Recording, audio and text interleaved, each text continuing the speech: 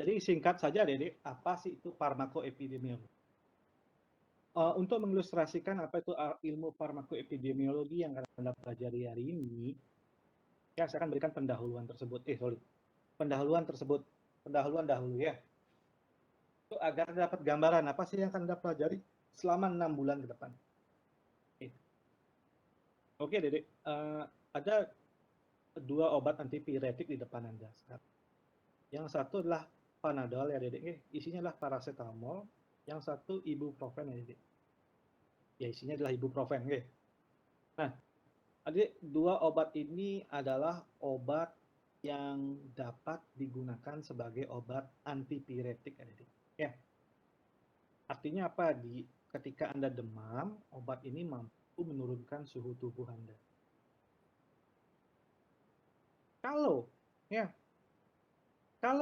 2 obat ini Anda diminta untuk memilih ingin memberikan obat yang mana kepada pasien, mana yang akan Anda pilih? Apakah Anda akan memberikan pasien yang demam paracetamol atau ibuprofen?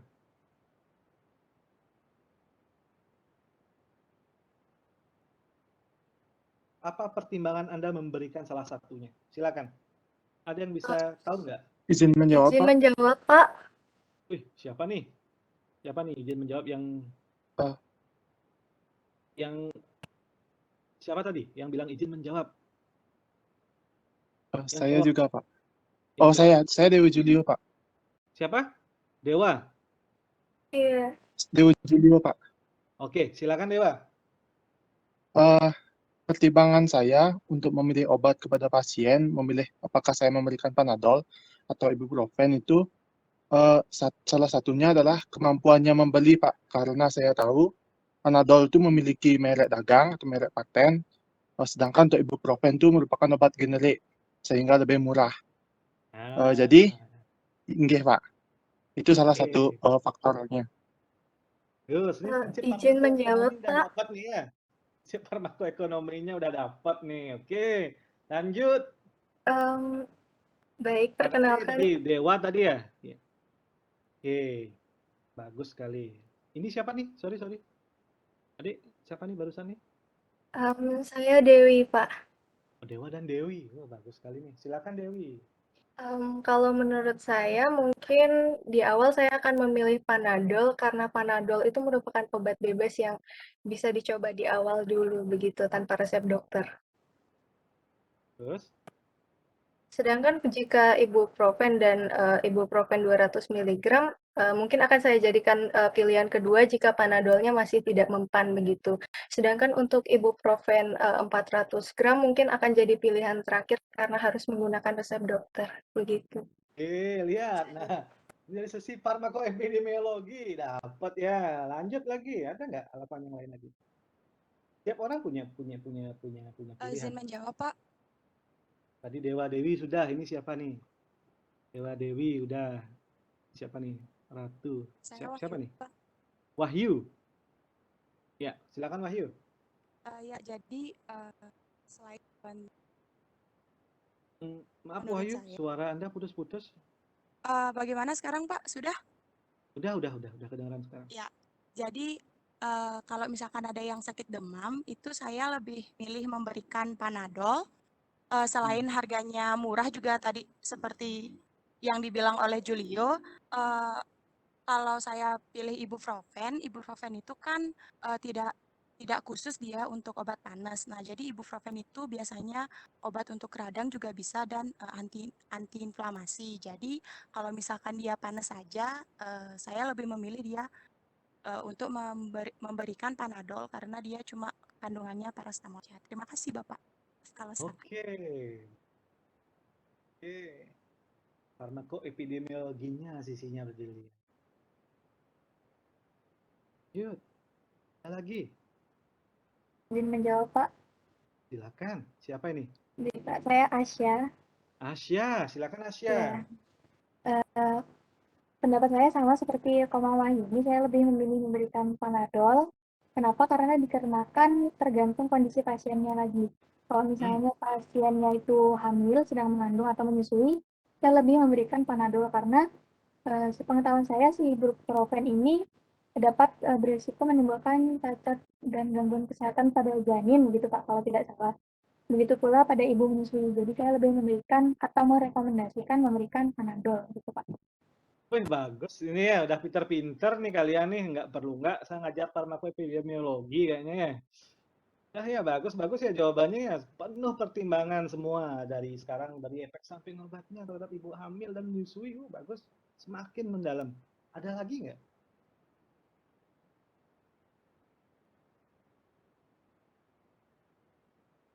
Skornya 3-1 nih milih Panadol nih, ibuprofen nih. Ada lagi nggak?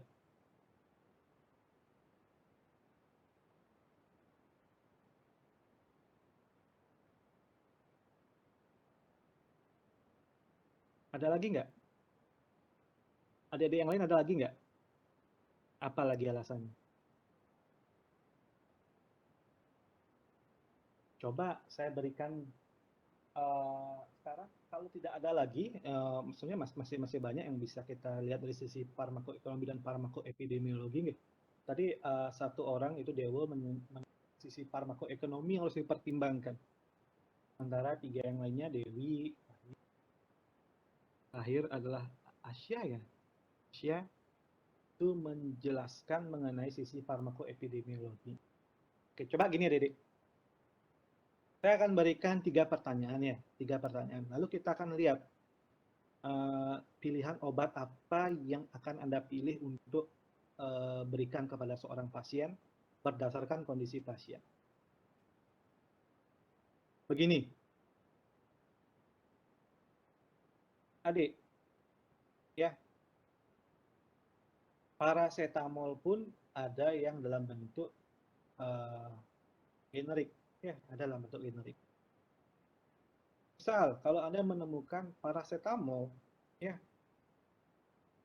misalnya Panadol nih, Panadol anggap saja ya, ini perumpamaan aja ya, Panadol harga per stripnya isi 10 butir, ya, misalnya adalah 30.000. Ya. Cara paracetamol generik, harga per stripnya isi 10 butir adalah 2.500. Ya.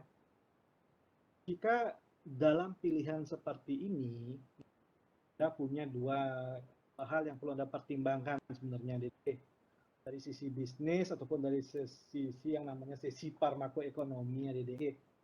Kalau dari sisi bisnis tentu saja Anda akan memilih memberikan Panadol yang 30.000 ya.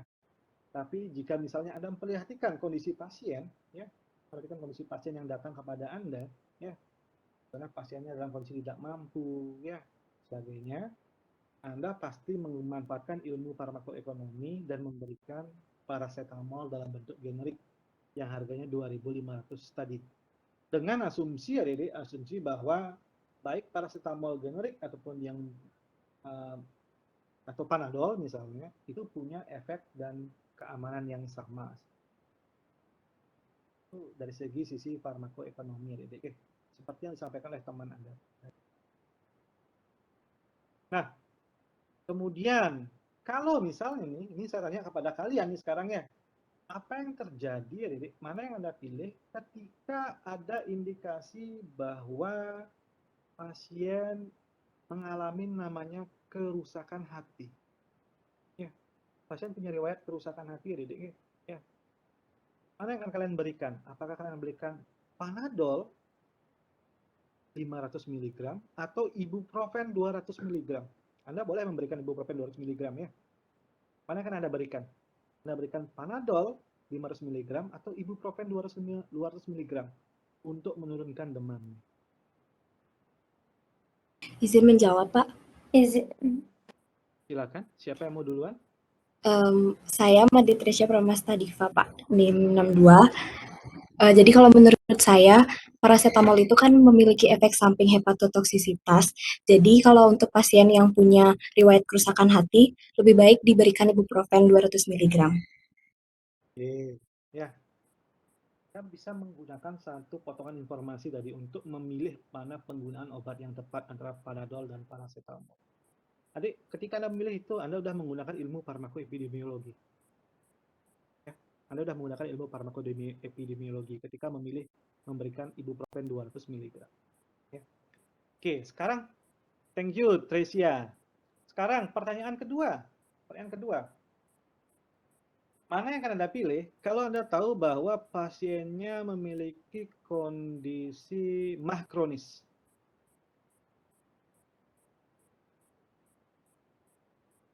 Mana yang akan Anda lebih pilih? Izin menjawab, Pak. Nah, ini siapa? Saya Junio, Pak. Dewa lagi? Iya, Oke, Pak. silakan. Saya ingin mencoba untuk terlepas dengan pertanyaan sebelumnya, memiliki pasien yang memiliki kerusakan hati, berarti kan yang kedua ini hanya memiliki gangguan terhadap lambung. Jadi saya akan memilih Panadolnya, Pak, karena ibuprofen. Kenapa saya tidak memilih ibuprofen? Karena dia merupakan kelompok obat non-selective COX inhibitor yang mungkin saja dapat menimbulkan pendarahan pada lambungnya, begitu, Bapak. Oke, jadi Anda tidak akan memilih menggunakan ibuprofen, Profen. tapi memilih menggunakan Panadol. Ya. Nah, Dede, Dewa, ketika Dewa memanfaatkan informasi mengenai kondisi pasien yang menderita tukak lambung, MAH kronis tadi, Dewa sudah memanfaatkan ilmu farmakoepidemiologi, untuk menjawab pertanyaan sederhana ini. Pilih Panadol atau ibuprofen. Kira-kira Dede, ada nggak yang kebayang dari kalian apa sih ilmu farmakoepidemiologi?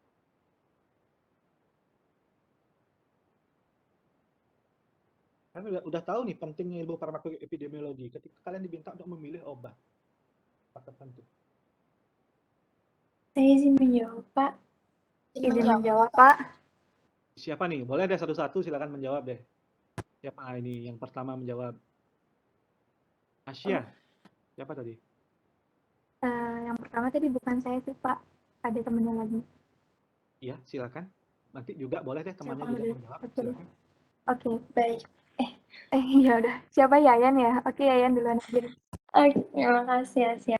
Baik, Pak, perkenalkan saya Yayan Nasrin yang 251. Jadi berdasarkan pertanyaan dan jawaban dari pertanyaan dari Bapak dan jawaban dari teman-teman tadi semuanya, yang bisa saya tangkap itu farmakoepidemiologi itu suatu ilmu yang dalamnya mempelajari tentang bagaimana penggunaan dan pemilihan suatu obat dengan melihat efek si obat ini ke pasien atau efektivitasnya si obat ini kepada manusia dengan berbagai keluhan utama dan keluhan-keluhan yang lainnya. Seperti itu, Pak. Terima kasih. Iya ya. Efeknya ke pasien. Bagaimana? Asia, tadi Asia juga ya? Silakan Asia. Iya, Pak. Saya Asia NIM 2. Jadi pendapat saya sama seperti Yayan tadi. Jadi menurut saya farmakoepidemiologi tadi merupakan suatu ilmu, cabang ilmu yang mempelajari mengenai penggunaan dan efek obat-obatan pada masyarakat atau pada banyak orang. Dah ya, sebenarnya Anda sudah dapat gambaran berarti ya, dengan baik menurut saya tentang ilmu farmakoepidemiologi ya, Dedek. Sudah tepat sekali apa yang Anda sampaikan tadi. Anda sudah mendapatkan hint-nya atau memang clue-nya ya. Apa sih ilmu farmakoepidemiologi? Jadi adik-adik sebenarnya ilmu farmakoepidemiologi itu singkat kata, singkat cerita, adik-adik, merupakan aplikasi, adik-adik, sebuah aplikasi pengetahuan dan ilmu epidemiologi untuk mempelajari penggunaan dan efek obat pada populasi manusia. Ya, jadi Anda sudah menemukan itu kata kuncinya, nggih, populasi manusia. Jadi bagaimana sih penggunaan dan efek obat pada populasi manusia? Oke, ada beberapa hal yang ingin saya garis bawahi di sini, Dede. Ilmu epidemiologi. Ya. Kemudian penggunaan dan efek dari obat.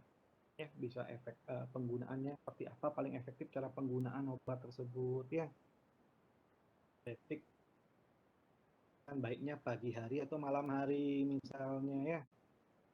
Kapan Anda menggunakan SID, kapan Anda menggunakan paracetamol untuk menurunkan demam, jadi seperti itu nggih. Ya. Kapan Anda menggunakan obat untuk menurunkan tensi yang berupa ARB ya. atau ACE inhibitor seperti itu. Dan efek obatnya seperti apa? Dan efek samping obat tersebut pada ibu hamil, ya, apakah punya efek samping pada orang yang menderita gangguan hati atau ginjal? Apakah punya efek samping pada orang yang menderita apa? Gak lambung misalnya, seperti itu. Lalu seberapa banyak orang yang mengalami tersebut? Ya. Dan Anda juga yang harus garis bawah adalah tentang populasi manusia. Ini kita bicara tentang populasi, Riri. Ya. Di luar sana, ketika Anda minum ibuprofen, seberapa banyak sih yang mengalami dari populasi yang ada di luar? Seberapa banyak yang mengalami parahan tukak lambung?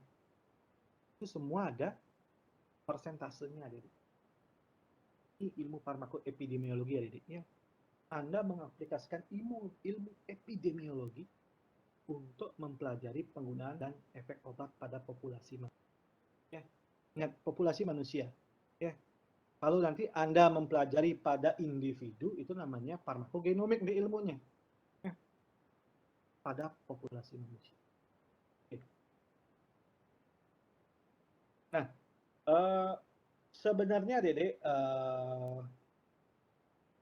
ini kalau di buku Dede, Anda akan menemukan bahwa farmakoepidemiologi artinya the study of the use of and the effect of a drug in a large number of people. Artinya studi mengenai penggunaan dan efek dari obat pada populasi orang yang besar. Jadi ada dua bidang ilmu yang bergabung pada farmakoepidemiologi. Ya, Dede, ada farmakologi klinik, epidemiologi. Kalau farmakologi klinik, Anda berbicara mengenai efek ya atau penggunaan obat pada manusia. Itu ya. Farmakodinamika, farmakokinetikanya ya. Sementara pada ilmu epidemiologi ya, ini adalah ilmu untuk mengecek distribusi dan penyebab suatu penyakit pada populasi. Jadi, kalau epidemiologi biasanya mengecek bagaimana sih distribusi malaria pada populasi orang-orang di Indonesia Timur misalnya.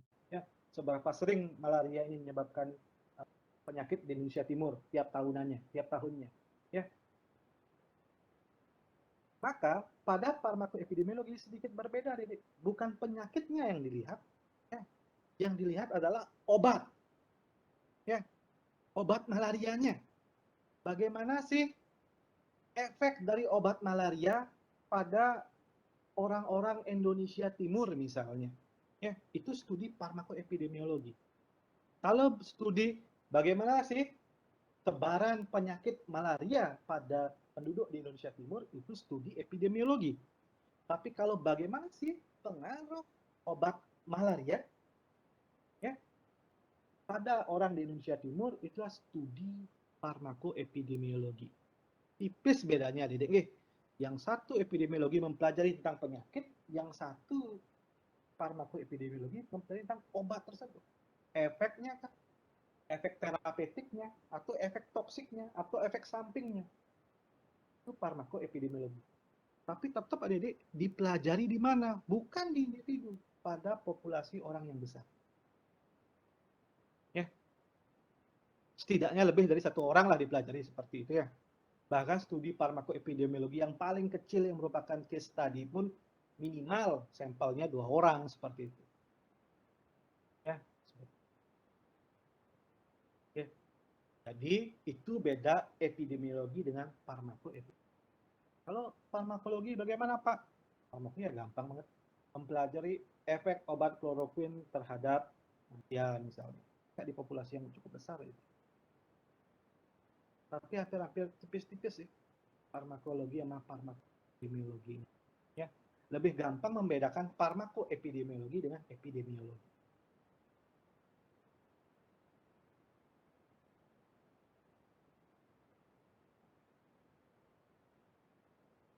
Nah, sebenarnya dari mana sih ilmu farmakoepidemiologi ini berkembang cukup pesat, Dedek? Sebenarnya berkembang dari kejadian adverse drug reaction, ya, Dedek. Efek samping obat. Banyak sekali, Dedek. Ada obat yang ternyata sudah di ACC nih oleh pihak yang berwenang, contoh FDA di Amerika misalnya. dari ACC sama FDA, tapi ketika disebar ke pasaran, itu malah menimbulkan efek samping pada distribusi, pada populasi yang besar. Ya. Karena kalau Anda perhatikan, adik-adik, untuk obat sampai ke pasar, sampai ke kita, ke masyarakat, ke komunitas, itu sudah melalui berbagai macam proses, adik-adik. Ya.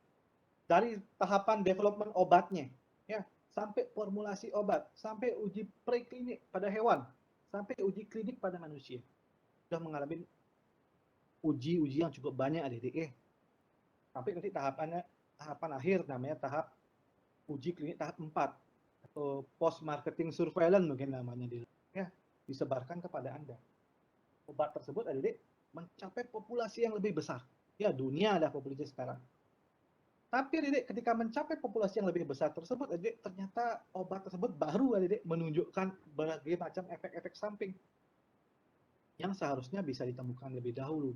Contoh, efek samping yang pertama yang didokumentasikan secara besar adalah efek samping dari antibiotik chloramphenicol yang mampu terjadi menyebabkan anemia aplastik. Kenapa? Gara-gara tanda chloramphenicol cross silang, menghambat juga ribosom dari manusia, sehingga produksi protein Anda juga akan terhambat sedikit. Mana sel-sel yang paling cepat kena? Ya sel-sel yang cepat, yang banyak sekali membelah. Contoh sel darah. Itu namanya anemia. Kemudian thalidomid, jadi ini obat yang pada awalnya digunakan untuk meringankan gejala mual pada ibu hamil, sorry. Tapi apa yang terjadi, ibu hamil yang mengonsumsi thalidomid ternyata ada yang cacat saat lahir. Kaki tangannya setengah-setengah, Dedek. Tangannya setengah-setengah. Berbagai macam obat lainnya juga ada, Dedek. Diethylstilbestrol, obat untuk obat dari estrogen pertama. Itu malah menimbulkan kanker serviks. Tolol, quinolol, menimbulkan neuropati saraf Anda.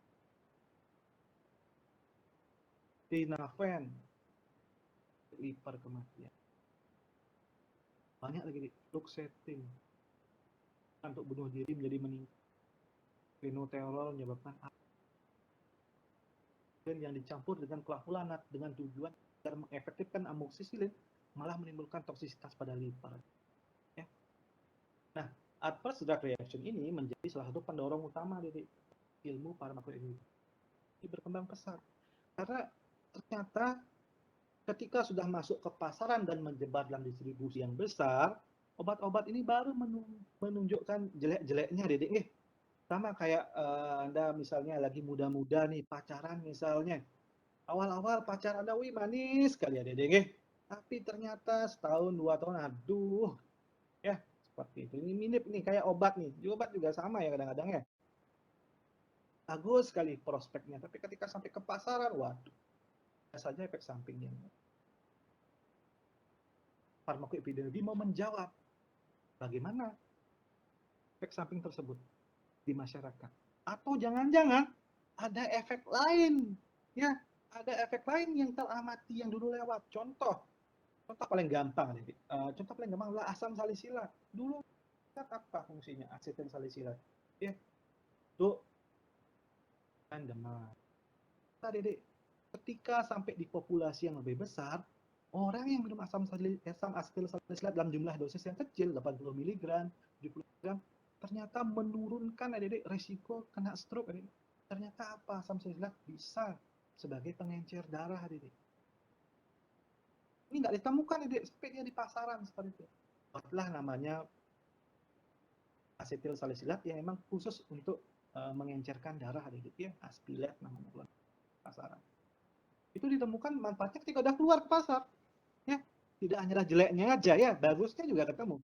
Efek positif dan efek negatifnya ketemu, Dedek, ketika sudah sampai di pasaran. Ya, hanya jangan salah, Dedek, ya. Pada uji klinik tahap 4 itu Anda adalah subjek ujinya, Dedek, ya. Anda yang dipasang ke subjek ujinya. Tiap efek samping yang Anda temukan, beberapa efek samping tersebut hanyalah ditemukan ketika sudah sampai ke pasar, Dedek. Ya. Jadi ini juga beberapa hal selain resiko ADR yang utama tadi, ada beberapa hal yang memang melatar belakangi perkembangan farmakoepidemiologi. Si uji klinik dan preklinik yang tadi kita bicarakan, penemuan obat-obat baru yang data-data farmakoepidemiologi yang lebih luas, resiko obat-obat baru menimbulkan efek samping, lalu kemampuan memonitoring efek samping, ini penting sekali, ya. Makanya Anda lihat nanti BPOM udah mulai meneliti efek samping. Ya, Anda akan temukan bahwa kalau Anda kuliah apoteker, Anda akan temukan, Anda dilakukan monitoring efek samping, Anda akan lihat bahwa BPOM tetap memonitoring efek samping obat-obat yang kita alami. Ya, studi penggunaan obat, ya, efek lain yang bisa digunakan obat tersebut. Ya, contoh sildenafil dulu. Sildenafil adalah obat penghambat fosfodiesterase, ya, enzim fosfodiesterase inhibitor, ya, PDE inhibitor. Itu enzim yang menyebabkan apa? Menyebabkan untuk vasokonstriksi di tubuh Anda jadi banyak. Kalau itu dihambat, neurotransmitternya berkurang, sehingga Anda ngalamin vasodilatasi, pembuluh darah Anda. Kalau bagi orang-orang yang tidak bisa bangun, ngalamin impotensi, maka penting sekali vasodilatasi pembuluh darah ini, sehingga pembuluh darahnya tetap ada di organ vitalnya, ya, sehingga kenceng dia jadinya, Itu ditemukan, ya, bukan sebagai obat. Viagra itu ditemukan bukan sebagai obat kuat awalnya. Viagra ditemukan sebagai obat untuk mengurangi kejadian hipertensi dan mengatakan vasodilatasi pembuluh darah. Study drug ovulation itu farmakoepidemiologi yang menemukan itu. Nah, ini beberapa kontribusi farmakoepidemiologi, ya, untuk menghasilkan informasi studi pre-marketing yang dilakukan, ya. Beberapa efek-efeknya, menyediakan penelitian dengan penelitian yang, ya, karena menggunakan statistik yang kita bisa bilang ngejelimet, ya. Anda tidak perlu banyak belajar statistiknya, cukup tahu statistik yang penting-penting saja. Ya. Dan bisa meneliti pasien-pasien yang tidak diteliti pada uji, misalnya pada pasien lansia, anak-anak, dan wanita hamil. Pada uji klinis, tidak boleh pasien anak-anak diberikan, kecuali memang obatnya untuk anak-anak. Ya, sama. Untuk wanita hamil nggak boleh, kecuali memang obatnya untuk meningkatkan kondisi wanita hamil, baru boleh diuji. Pada pasien lansia juga seperti itu. Ya, pasien-pasien seperti ini tidak diteliti pada uji klinis. Ya, penting untuk diteliti pada uji farmakoepidemiologi atau studi post marketing lah istilahnya. Farmakoepidemiologi study, informasi modifikasi efek obat karena obat lain, interaksi obat, ya, atau karena penyakit, ya, ini penting, ya. Perbandingan dengan obat lain untuk indikasi yang sama. Contoh NSAID itu kan ada banyak. Mana obat NSAID yang terbaik? Itu ada perbandingan studi, ya, antara satu obat dengan obat yang lain. Contoh lagi lain, kayak simvastatin, obat-obat untuk menurunkan kadar kolesterol Anda. Ya, mana yang lebih baik, Pak? Simvastatin, rosuvastatin, atorvastatin, itu udah ada penelitian farmakoepidemiologinya. Bandingkan efektivitas masing-masing varian obat tersebut pada populasi yang besar. Ya. Contoh Skandinavian rosuvastatin efek itu besar itu studi farmakoepidemiologinya. Ya. Hampir 10.000 orang dicek. Ini berbagai macam kontribusi yang lainnya. Sendiri nanti penemuan pola penggunaan obat. Nah, Pak, dari tadi kita ngomong farmakoepidemiologi, tapi apa sih penelitian farmakoepidemiologi, Pak? Ya. Jadi penelitian farmakoepidemiologi, sebenarnya bisa kita klasifikasikan menjadi beberapa tipe penelitian, ya. Ini gampang sekali, Kalau Anda mau tahu apakah suatu penelitian bukan penelitian farmakoepidemiologi, coba nanti ajukan pertanyaan seperti ini, ya. Penelitian farmakoepidemiologi itu, itu ada dua tipe besar sebenarnya. Apakah dia termasuk penelitian farmakoepidemiologi eksperimental atau observasional? Dari katanya eksperimental, Anda sudah tahu bahwa kalau peneliti melakukan intervensi, maka itulah penelitian eksperimental. Kalau tidak melakukan intervensi, maka itulah penelitian observasional. Ya, contoh, kalau ada penelitian farmakoepidemiologi, penelitinya memberikan kepada pasiennya salah satunya adalah obat, yang dikasih placebo, maka peneliti sudah melakukan intervensi. terhadap pasien. Artinya apa? Itulah penelitian farmakoepidemiologi eksperimental. Tapi kalau Anda perhatikan ada penelitian farmakoepidemiologi di mana penelitian tidak bersentuhan sama sekali. Penelitian adalah mempelajari pasiennya menggunakan obat tertentu untuk penyakitnya. Itu penelitian observasional. Nah, penelitian eksperimental sendiri, Adik, ada penelitian yang eksperimental yang acak, ada yang tidak acak. Ya. Penelitian yang acak artinya sampel orang yang diberikan obat atau yang tidak diberikan obat itu diambil. Karena kalau yang tidak acak itu sampel orang yang mendapatkan obat dan juga yang tidak mendapatkan obat atau mendapatkan placebo itu dipilih oleh peneliti. Ya bedanya. Oke. Kemudian pada penelitian observasional pengamatan, Adik, ini penting lagi, Adik. Apakah ada kelompok pembanding? Ya. Diamatin orang tersebut minum obat, lihat apakah ada kelompok pembanding. Ya.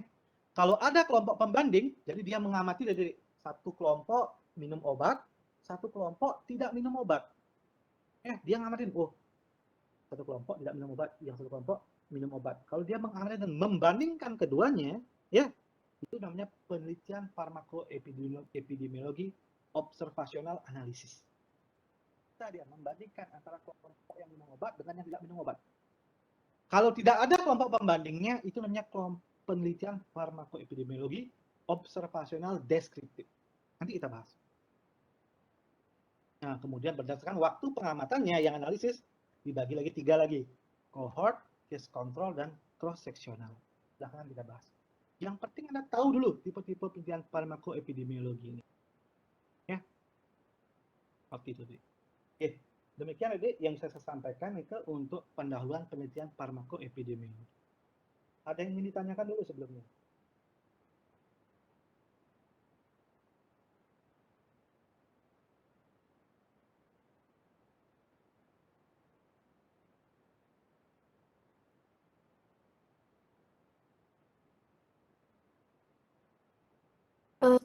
Izin bertanya, Pak.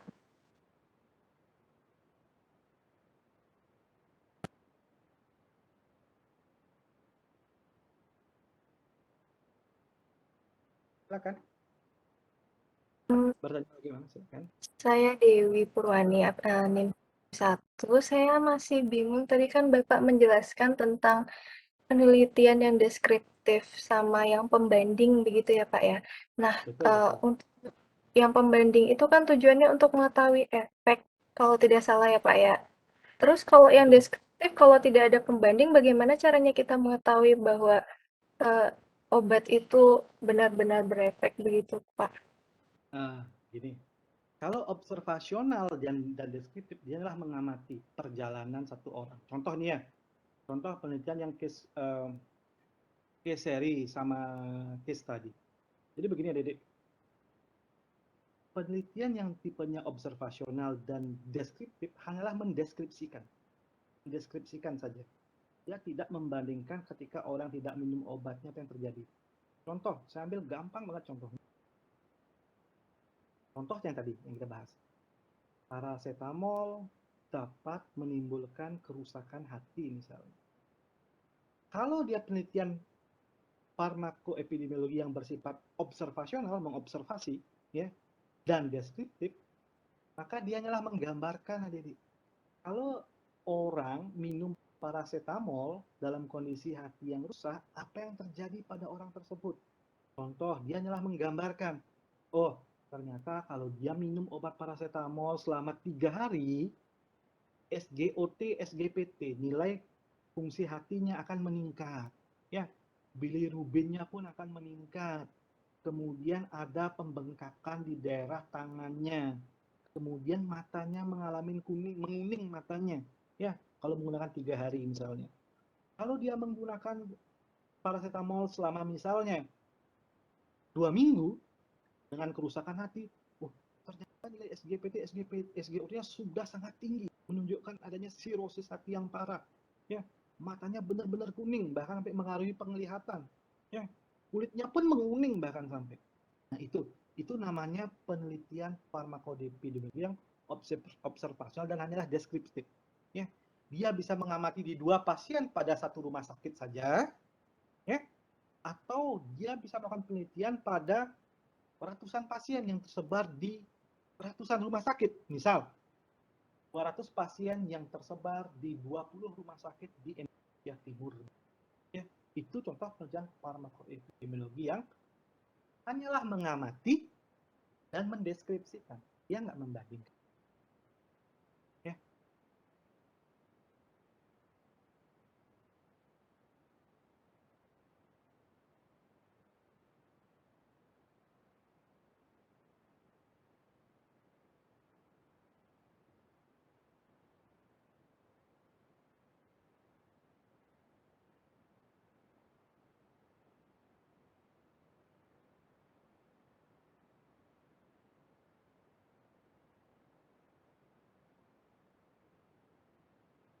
Bagaimana? Apakah ada pertanyaan?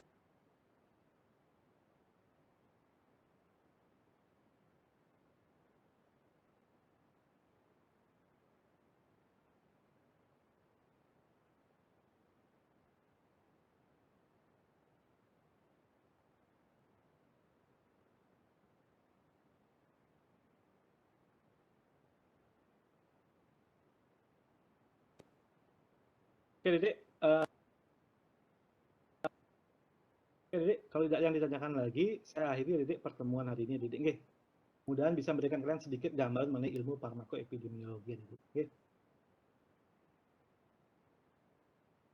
Nanti ya, ini kita akan bahas di minggu depan, nanti kita lanjutkan lagi. Mohon maaf nih, Dedek. Nggih. Saya hanya bisa 50 menit saja hari ini, karena ternyata ada rapat yang cukup mendadak nih, nggih, di prodi kita.